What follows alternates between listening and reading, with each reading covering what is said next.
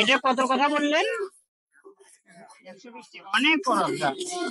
আমার পেছনে এক চাচা ঘড়ি বিক্রি করতেছে, আর আমার জীবনের ফার্স্ট টাইম দেখলাম যে এগুলো শহরে বিক্রি হয়।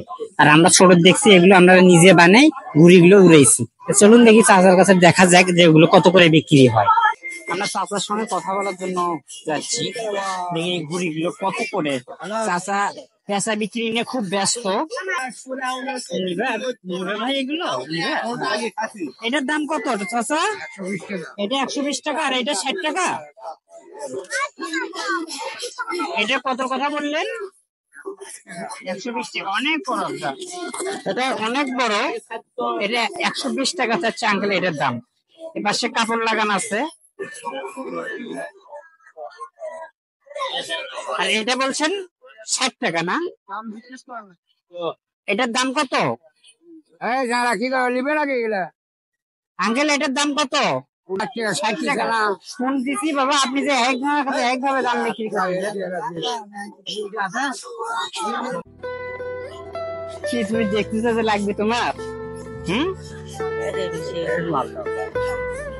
চাচা এটা কত রাখা যাবে? এটা একটা কত রাখা যাবে? একটা রাখা গেলে 100 টাকা নিচে হবে। 100 টাকা?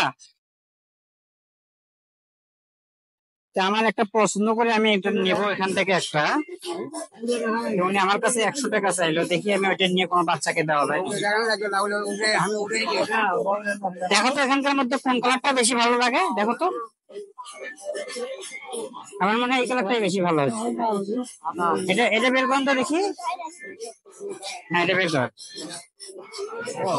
এই যে এটা চাচা, এটা ওটা না, এটা এই কালারটা ভালো।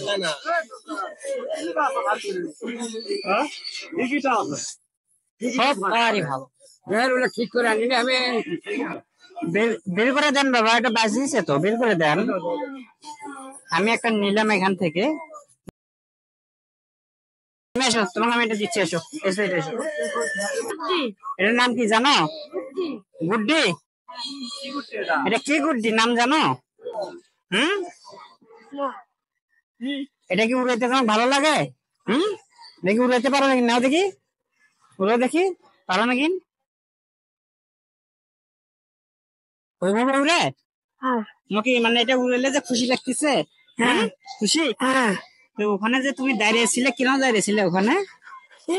এমনিতেই?